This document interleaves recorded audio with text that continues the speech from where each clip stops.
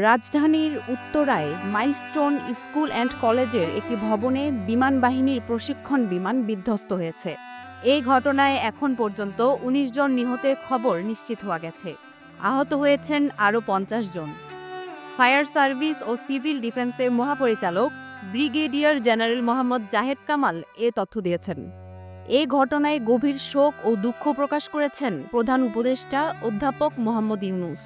শোক বার্তায় প্রধান উপদেষ্টা বলেন, জাতির জন্য এটি একটি গভীর বেদনার দিন।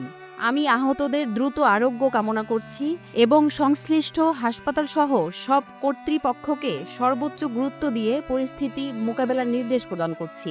বর্তমানে ঘটনাস্থলে উদ্ধার কাজ চলছে।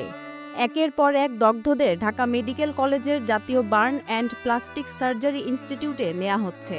আন্তঃবাহিনী জনসংযোগ পরিদপ্তরের এক বিজ্ঞপ্তিতে জানানো হয়, সোমবার বেলা ১টা ৬ মিনিটে বিমানটি উড্ডয়ন করে, পরে বিধ্বস্ত হয়।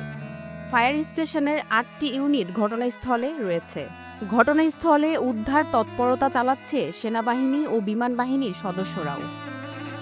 স্কুলের আশেপাশে ভিড় করছেন স্কুল পড়ুয়া শিশুদের অভিভাবক, স্বজন ও উৎসুক জনতা।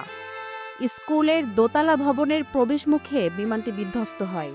তখন স্কুল ছুটি হয়ে গেছে। কিছু শিক্ষার্থী বের হয়ে গেছে, অনেকে ভিতরেই ছিল। বিমানটি বিধ্বস্ত হওয়ার পরই আগুন ধরে যায়।